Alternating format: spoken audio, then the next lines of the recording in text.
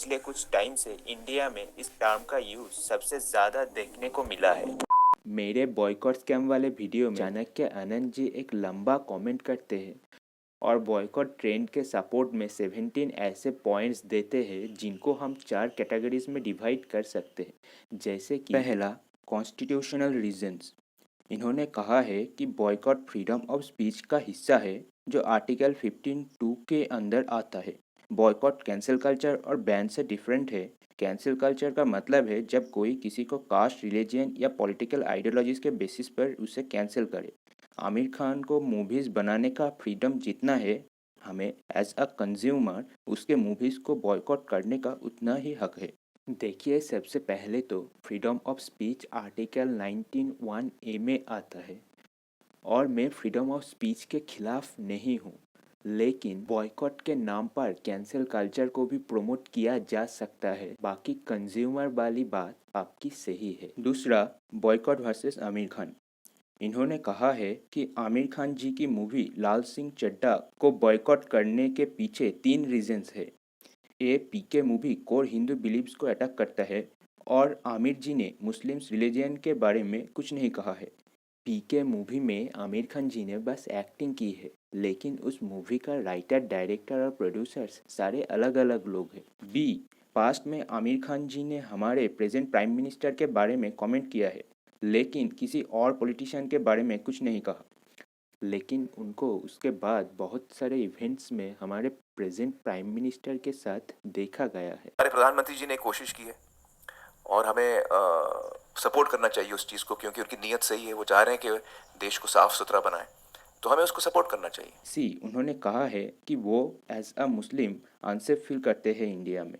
Article 19(1)(a) किसी भी व्यक्ति को किसी भी चीज़ के बारे में बोलने या ना बोलने दोनों का हक देते हैं। अगर मैंने किसी का दिल दुखाया है किसी चीज़ से, तो मुझे उस बात का दुख है और मैं किसी का दिल नहीं दुखाना चाहता हूँ।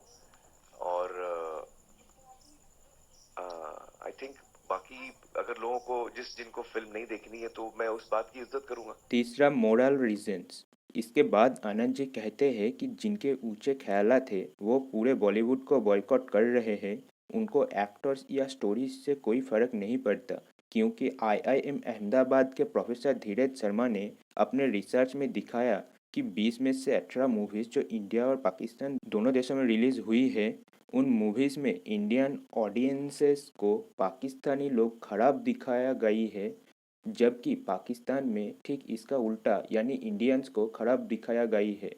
देखिए, मुझे नहीं पता है प्रोफेसर धीरज शर्मा कौन है और उनको अपने रिसर्च में क्या मिला है, लेकिन मैंने आपसे रिसर्च के लिए और सोर्सेस मांगे थे जो मुझे अभी तक नहीं मिला है। अगर हो सके तो अपने कमेंट को डिलीट मत कीजिएगा और नीचे इन 18 मूवीज़ के नाम बताइएगा। लगभग सारे बॉलीवुड मूवीज़ के बॉयकॉट होने के पीछे मैंने किसी को ये रीज़न देते हुए नहीं देखा है और ना ही मुझे ऐसा कोई रिसर्च पेपर इंटरनेट में मिला है। बॉलीवुड नेपोटिज्म को भी प्रमोट करता है, जो सुशांत सिंह राजपूत जी के डेथ के बाद हाईलाइट हुई है। ये राइमा सेन है, सुचित्रा सेन जी की बेटी, और प्रसन्नजीत चटर्जी है, विश्वजीत चटर्जी के बेटे फ्रॉम बंगाली इंडस्ट्री। दूसरी तरफ ये नागा चैतन्य है, नागार्जुन जी के बेटे, और ये श्रुति हसन है, लेजेंड कमल हसन जी के बेटी फ्रॉम साउथ इंडस्ट्रीज। मैंने बस दो दो एग्जाम्पल्स दिए हैं, बाकी डिस्क्रिप्शन में दिए गए लिंक में जाकर और भी कई सारे ऐसे एग्जाम्पल्स चेक कर सकते हो। और बॉलीवुड में जिमी शेरगिल, पंकज त्रिपाठी और नवाजुद्दीन सिद्दीकी जैसे एक्टर्स भी काम करते हैं जो आउटसाइडर्स है। If a person is a big businessman and he wants his son to become a big businessman, there's nothing, I don't think there's anything wrong with it. Every single industry has outsiders, it has nepotism, it has camps, it has everything. What I feel from an outsider's point of view, what is wrong is to put somebody down. But when you break through that thing is when you reach wherever. Art को artist से अलग नहीं किया जा सकता है, क्योंकि उनको ब्रांड डील्स रियल लाइफ के वजह से मिलता है और उनके फैंस भी रियल लाइफ के वजह से ही बनते हैं। लोग किसी के फैन उनके काम के वजह से बनते हैं, वो आर्टिस्ट भी हो सकता है, स्पोर्ट्स पर्सन भी हो सकता है, या देश के प्रेसिडेंट भी। अगर एक सस्ते रेस्टोरेंट में 100 लोग काम करते हो लेकिन वो रेस्टोरेंट आपको ख़राब टेस्ट का खाना सर्व करे, तो क्या आप सिर्फ एम्प्लॉयमेंट के वजह से वहाँ पर खाना खाओगे? एक टोबैको कंपनी भी एम्प्लॉयमेंट क्रिएट करता है, इसका मतलब ये नहीं हम उसको सपोर्ट करें। किसी भी मूवी को बिना देखे बॉयकॉट करने का मतलब है बिना खाना खाए ही किसी रेस्टोरेंट का बुराई करना। और मैंने आज तक कभी भी ट्विटर में बॉयकॉट टोबैको ट्रेंड करते हुए नहीं देखा है। मूवीज़ के लीड एक्टर्स को सबसे ज़्यादा पैसा मिलता है और लाइमलाइट भी उनको ज़्यादा मिलता है, जो बैकग्राउंड स्टाफ को नहीं मिलता। कि आदमी इतनी नजर लगाता है सब चीजों पे, देखो मेरी फिल्मों पे पैसों पे नजर डाल दी, अब फिल्में नहीं चल रही कोई। अगर लीड एक्टर्स को लाइमलाइट सबसे ज़्यादा मिल रहा है तो उनको हेट मिलने के चांसेस भी सबसे ज़्यादा है, और किसी भी मूवी का हिट या फ्लॉप होने का बोझ लीड एक्टर्स के कंधे पर सबसे ज़्यादा होता है। इसीलिए लीड एक्टर्स को पेमेंट भी सबसे ज़्यादा मिलता है। और एक रिस्पॉन्सिबल सिटीजन होने के नाते हमें अपने सोसाइटी पर बैड इन्फ्लुएंस नहीं होने देना चाहिए। हर एक इंसान का पसंद अलग है। अगर आपको लौकी पसंद नहीं तो इसका मतलब ये नहीं कि लौकी समाज के लिए खराब है और सब लोगों को लौकी का बॉयकॉट करना चाहिए। आपने खुद कहा है सेकंड पॉइंट में कि मूवीज़ बनाना हमारा फंडामेंटल राइट है, तो क्या आपके हिसाब से हमारे कॉन्स्टिट्यूशन अनइथिकल चीज़ों को प्रोटेक्ट करता है? चौथा, रिलीजियस रीजंस।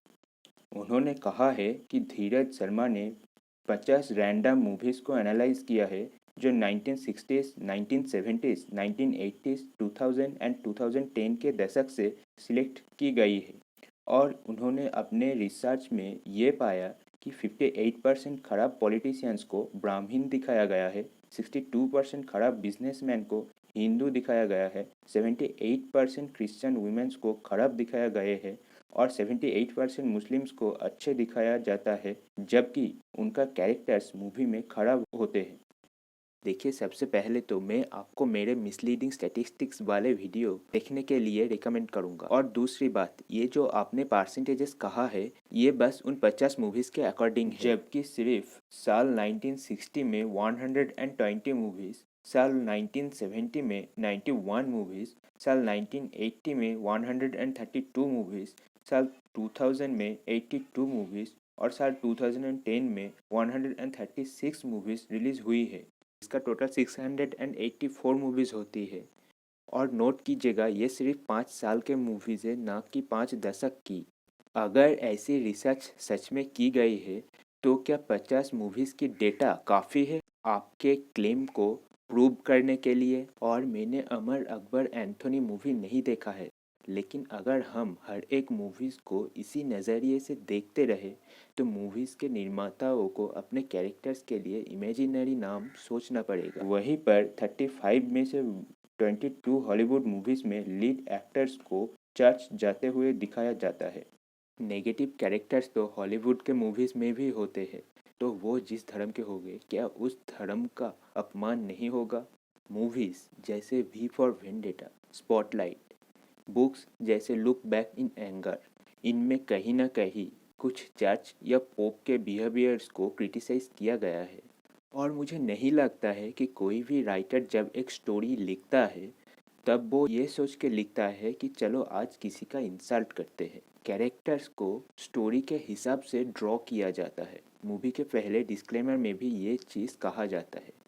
और क्योंकि आपके पास इतने सारे डेटाज अवेलेबल है, अगर किसी भी मूवी में आपको कोई भी चीज़ गलत लगता है तो आप उस मूवी को कोर्ट में लीगली चैलेंज कर सकते हो। मुझे जब भी वक्त मिलेगा मैं आपके रिकमेंडेड किताब को पढ़ने की कोशिश करूँगा, लेकिन अगर कभी वक्त मिले तो आप भी इन बातों को ज़रा सोच के देखिएगा। और रही बात बॉयकॉट ट्रेंड की, तो मुझे नहीं लगता है कि मूवीज़ फ्लॉप होने के पीछे बॉयकॉट ट्रेंड का कुछ ज़्यादा असर होता है। पद्मावत और दंगल जैसे मूवीज़ बॉक्स ऑफिस में हिट रही है।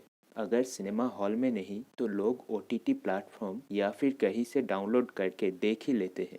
बाकी इस वीडियो को पसंद आया हो तो इसे ज़रूर से लाइक करें। आप इस बारे में क्या सोचते हैं वो मुझे कमेंट सेक्शन में बताइए, और ऐसे वीडियोस और देखने के लिए ऑफ से को सब्सक्राइब करें।